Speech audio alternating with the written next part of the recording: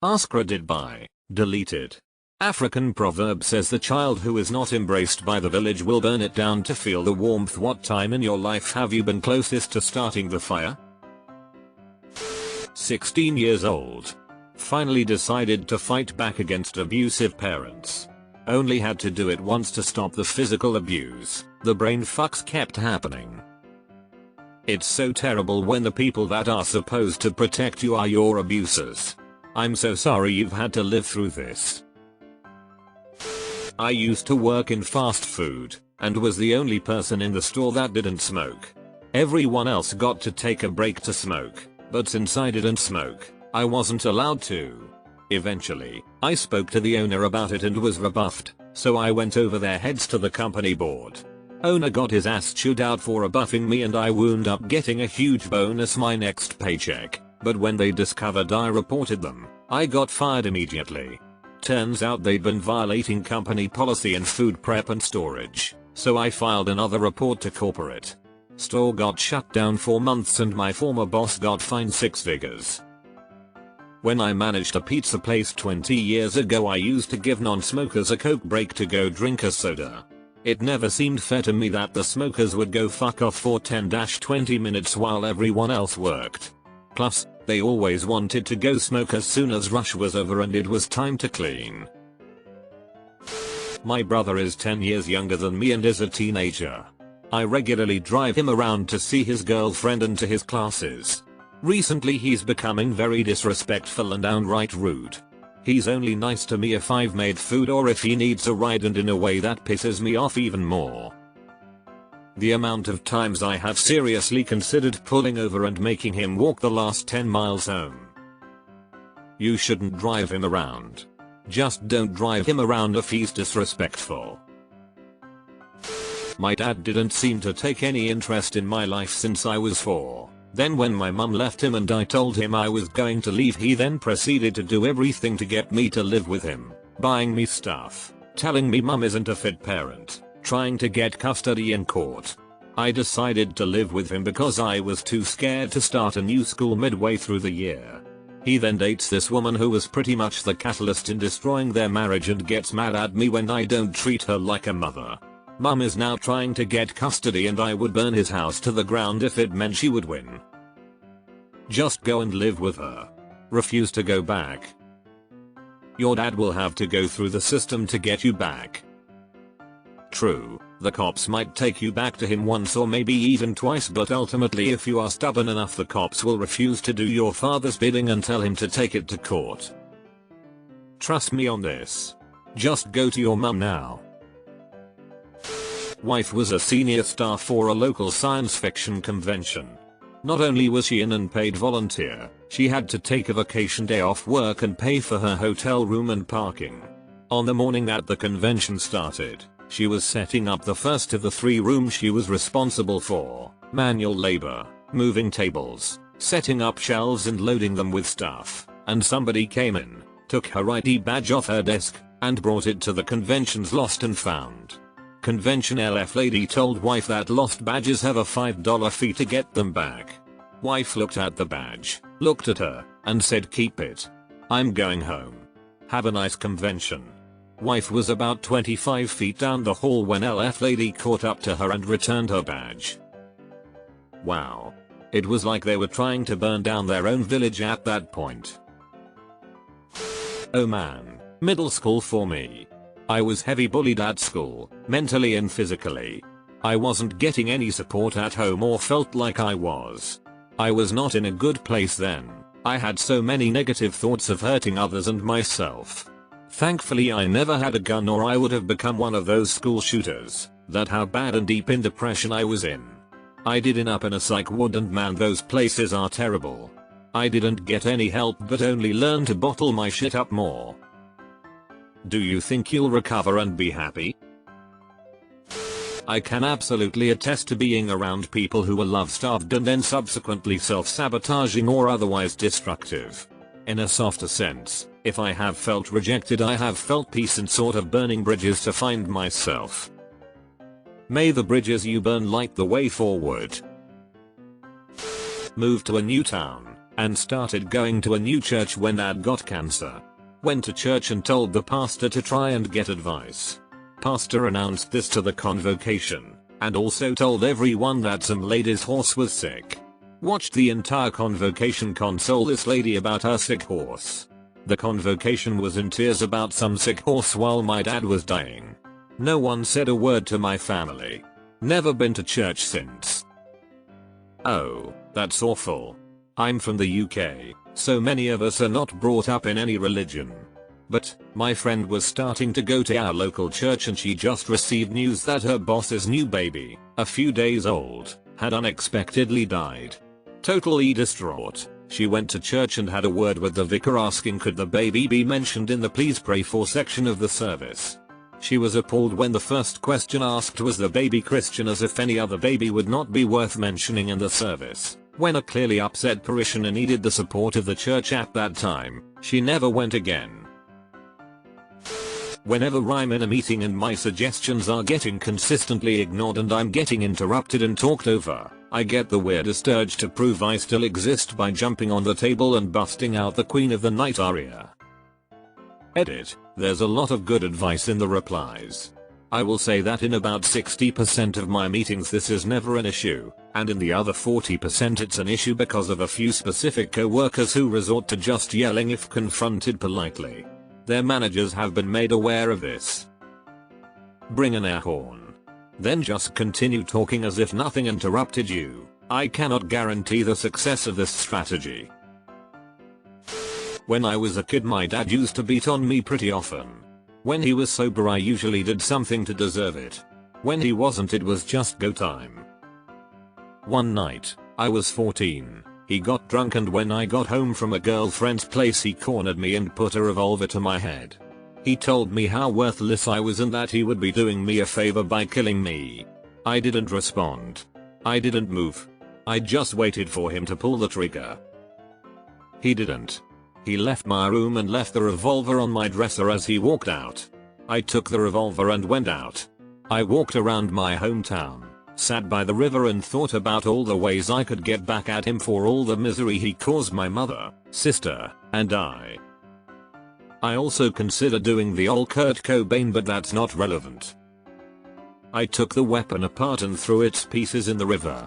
No one's asked me about the gun since. It's probably still there. Edit. Holy shit, that blew up. Thanks for all the upvotes and awards, everyone.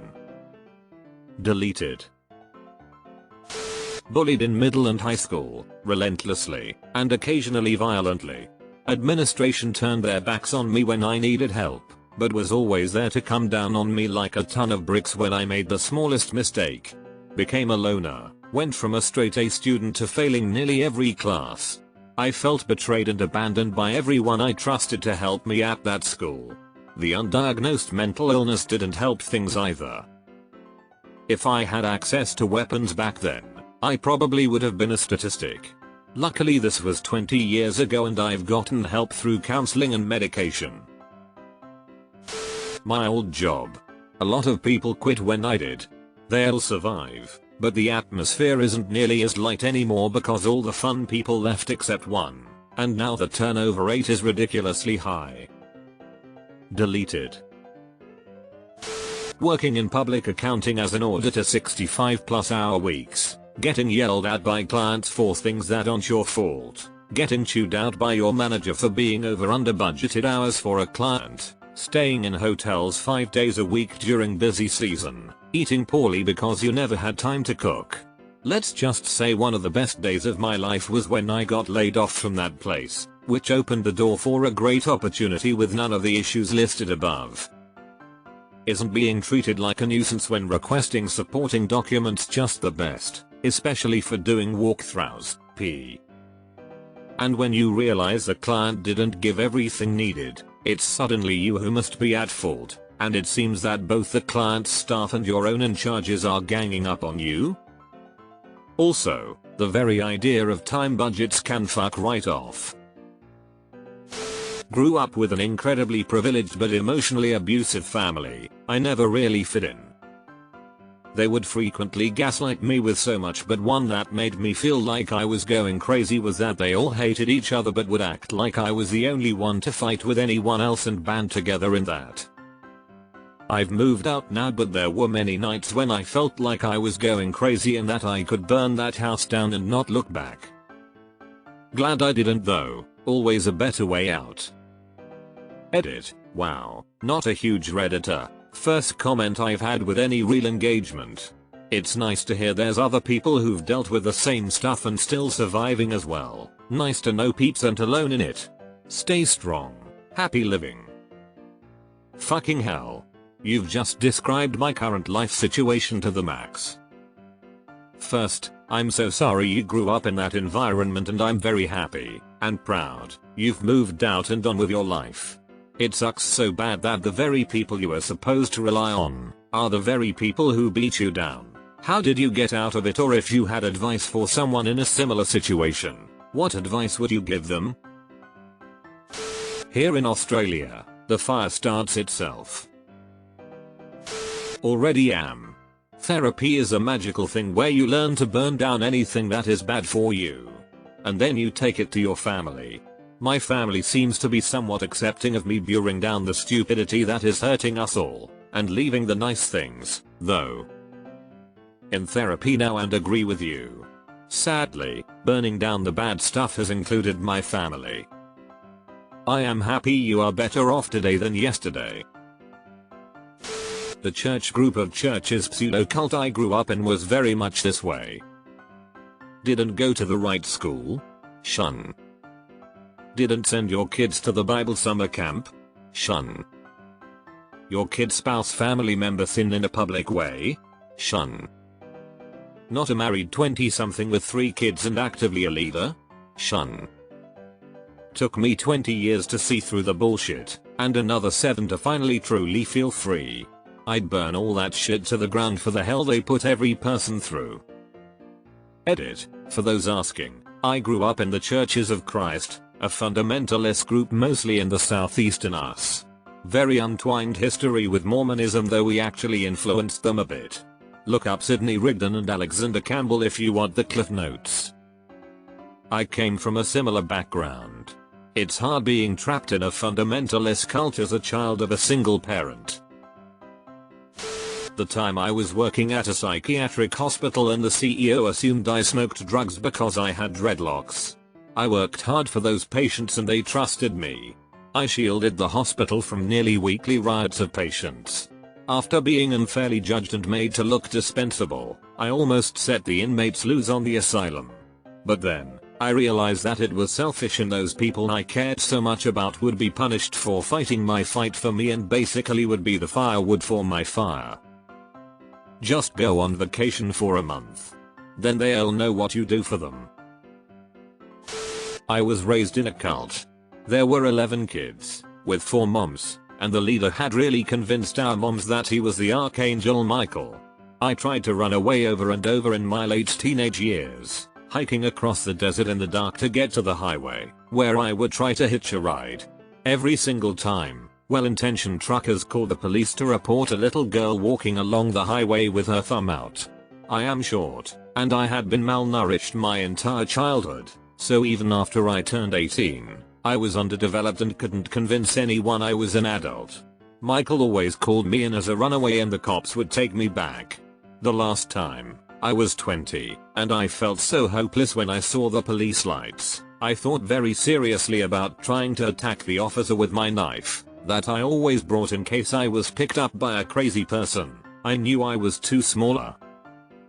Damn, I'm sorry to hear that. Did it work? I feel like a lot of us would be very interested in hearing your story on how you got out. When I was like 15, I got in a fight with my friend over something stupid. I went home and was shaking with rage. Full on puberty meltdown anger. I was stomping up and down the hallway breathing through my teeth all hard. At one point I went in the kitchen and got a knife and started talking to God like, forgive me for what I do to him. Lol fucking Nimrod. I'm embarrassed when I think about that. Lol, sometimes the OP quote is a meaningful reminder for our compassion for others. And sometimes it's emblematic of all our fiery, angsty teen hormone rage. I, F20, spent several months in a mental institution. I was a young teen when I was first admitted. The staff were extremely abusive to most patients, although certain ones were spared due to their meek behavior. One time, I was tricked into admitting to an infraction that I had never committed, and I was forced to stay in my room for several days on end. I attempted to file a complaint, but it never really went anywhere. The staff were typically very unkind, and they treated each patient as though they were a burden. I was very lonely, and I sank even deeper into depression. I kept my head down for several months until I was eventually released. As an adult, those months in the ward still haunt me. I struggle with feeling worthwhile, and I criticize myself for the smallest things because the hospital conditioned me into nitpicking and punishing myself for not being perfect. I have picked up the phone numerous times, trying to work up the courage to call the head of the hospital and give him a piece of my mind, but I've never been able to go through with it. When I was in 7th grade, my parents got divorced. My anger and sadness continued to grow. One Thursday night, my father picked up my siblings for the obligatory meal out. I declined to go. I went into my room and started fucking around with my chemistry set.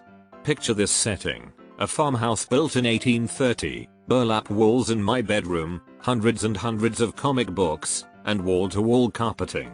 Your standard tinderbox.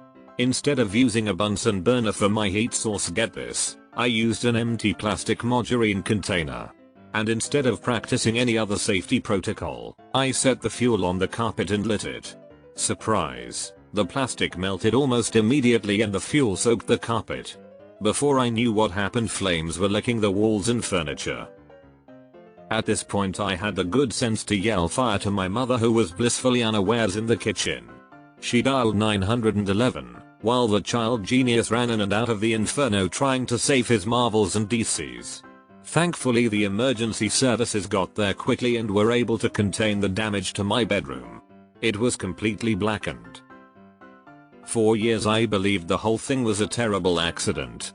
Only as an older adult can I admit to one simple fact: my pain and need to be seen manifested in the torching of my own room. That last paragraph was poetic. How are you feeling now? I'm in the process of starting a fire now. My negligent and narcissistic mother has pushed me over the edge. In this latest episode, she came into town in October.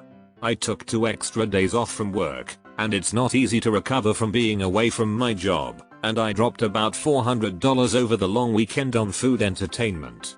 Come to find out, she's been bad-mouthing me to my sister and aunt about how I didn't let her stay longer, even though my mom never even directly asked to stay longer. She called me on the phone to tell me I made her cry. This, from a woman that didn't brush my hair growing up.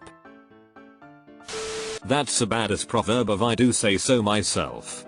Working in corporate. Hey there, so, we see that you'd like to set corporate on fire. I'll be honest, champ, I always knew you had a drive to you deep down, but I gotta be honest, I don't know if wholesale fire is a deliverable we want to be focusing in on currently. You know, we're currently spitballing here to really incentivize growth hacking, but the bottom line is that synergy and out-of-the-box thinking has always been our wheelhouse. We can onboard similar strategy initiatives, sure, but I was really hoping you were paying more attention in seminar last week because we really covered this stuff already. Burning to death in a screaming corporate inferno really doesn't demonstrate thought leadership or that make it happen mindset we're holding as our central paradigm. The stakeholders just won't swing for perishing in cleansing waves of pure heat and light until skin literally boils and slough. If I cannot inspire love, I will cause fear. I've never done this in real life, but definitely in video games from time to time. Deleted. Deleted. When I told my mom I was being sexually abused, the first words out of her mouth was, "Nobody wants to touch you." I was 8. You didn't deserve that. I hope you're doing well these days. In grade school, all of my classmates were either hostile, judgmental, uncaring, manipulative, or some combination of them. The teachers didn't even help, and some of them even tried to bully me into thinking I was stupid. I tried talking to older and younger classes sometimes, but that would only cause more bullying. My parents didn't help me either. Their only advice was uselessly preaching about obedience and waiting. It's far in the past and doesn't really affect me anymore, but if I ever bear or adopt kids, I'll try to give them the guidance which I received way too late. I always feel like a loser in school. I have friends but end up alone 95% of the time. It's rough, dog. Deleted. My family doesn't know that I've hit it big in my industry, the industry they said that you'd need superhuman talent or a lot of luck to make it in. I'm getting my finances and the logistics in order, and next week I'm moving out unexpectedly. The guys I've hired to move what few possessions I'm taking with me arrive sometime in the morning and my flight leaves in the afternoon. I'll leave a letter explaining that I haven't harmed myself, but they are not likely to see me for a long time. I've got my own phone on my own plan, a plane ticket, and a place lined up on the other side of the country. My family won't take it well since they thrive on control and conflict, and I expect the whole family to implode from finger pointing and drama whoring once I'm gone. Call the local police and or sheriff's office and inform them of this. Don't give them any info about your new whereabouts, other than that it's intentionally far away. That way if your family tries to file a missing persons report, law enforcement won't act on it. This is something that abuse survivors are encouraged to do, and it sounds like your situation qualifies. My side hobby is dog rescue. My Facebook feed is filled with code red animals that are about to be euthanized, with news reports of animal abuser after animal abuser after animal abuser, sexual assault of animals, starving them, beating them, dog fighting, some with quite graphic photos. If I respected life less and had martial skills, but fortunately I am not them. And I refuse to become them. Instead I will do what I can to heal the mess they leave behind. You're good people. Right now. Can't seem to catch a break. Feeling up to here with everything. Experienced some debilitating sickness. That pain, combined with mental pain, rage, and anguish from loss in 3 short months, led to me attempting to bust out an unbreakable window. Fractured my elbow. Alone in the ER. Haven't eaten solid food in weeks. Losing my patience. Lost all my energy. Sending kind notes to strangers on the internet is the only thing keeping me going. Please don't shed a tear. I just need to vent. My aunt was killed by a drunk driver in 2013. We took in her 3 youngest kids. A set of twins, 9 months younger than me and her 6-year-old. I'm an only child. We went from a family of 3 to a family of 6 overnight, and man, it was hell. Not only were we all grieving, but my parents quite literally didn't care about me or how I felt, for good reason. Now that I'm older I understand better, but at 16 I didn't understand at all. I had always been my parents' #1 priority. Why were they worrying about her kids before me? I was severely depressed and honestly worse off mentally than her kids ever were. I didn't get help. I didn't get therapy. I didn't even go to the MADD meetings that my parents and the other kids went to because they never told me about them. My feelings were suddenly invalid and I just wanted to die. So, there I was, stuck between a rock and a hard place. I didn't want to make th. I'm sorry that you felt neglected. Because you were neglected. But I hope you also understand that these circumstances were crazy extraordinary.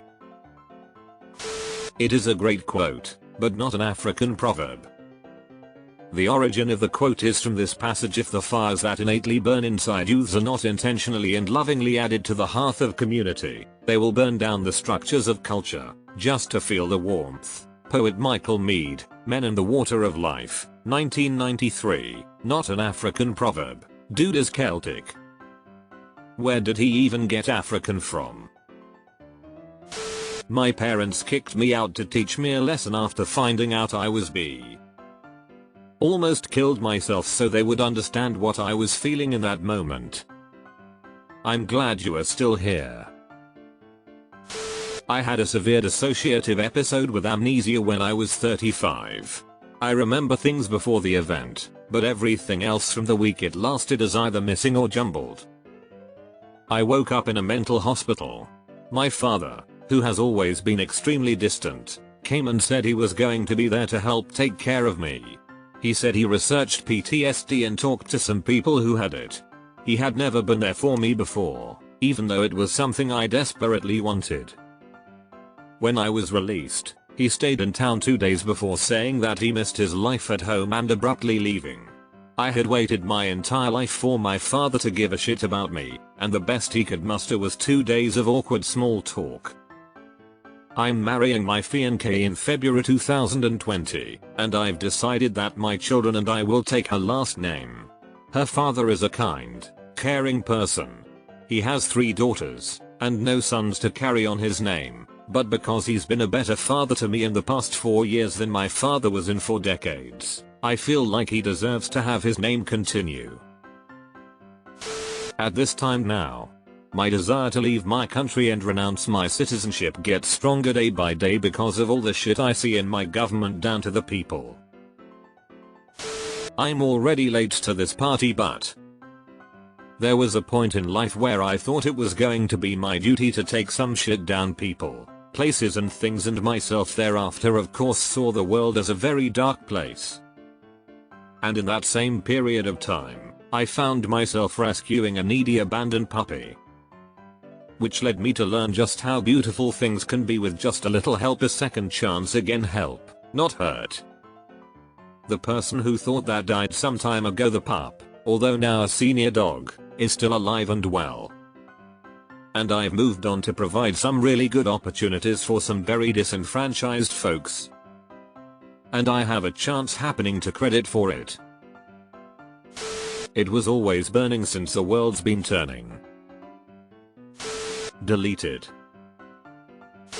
I have been abused by my mother from as long as I remember until I was able to leave when my parents divorced at 16. One day when I was 15 or 14, I had enough. I had planned to kill my mother in her sleep. I knew I would have had a lesser sentence because I was under 16 and abused. I had taken the knife and waited until everyone was asleep. When it was probably time, a thought hit me. What if I miss and she doesn't die? She would argue I'm unstable and no abuse had ever happened. She would also probably kill me if I missed. I knew she was capable of it. Strangely, the thought of getting killed by her was more upsetting than suicide because at least I would be in control of my life. Anyways, I haven't seen her in 6 years and I plan on continuing that way while rebuilding myself. Edit, spelling. Whenever I go camping or to a bonfire party without a total fire ban. I nearly had a stroke reading your username, but man, I relate. The total fire ban in Australia means camping and parties aren't the same as they used to be. Complete apathy during most of my elementary years. I was heating up bread. For 1 minute. 50-second too long. My idiot self misunderstood the question. Almost my entire adult life. With spaces in between. I've been self-immolating for 20 years. In middle school, I had a teacher who taught my favorite class, geography. I had maps in my room. I could recite all the countries and some capitals, and tell you a little bit about a lot of them. I was a starry, bright-eyed student looking to learn more, and she was a bore. She was sexist, rude, dry, and took zero interest in teaching. She would dismiss my questions in class, give us stupid assignments, and test us on topics we didn't learn in class. To make a long story short, she was no longer working at the school at the end of the year thanks to me. Burn, MRS. Wait, tell us how she no longer works there. What went down? Within a few months as a teenager I was arrested for selling drugs, went to jail and was put on probation. All the while my parents were having a nasty divorce and being kicked out of school, not for drugs,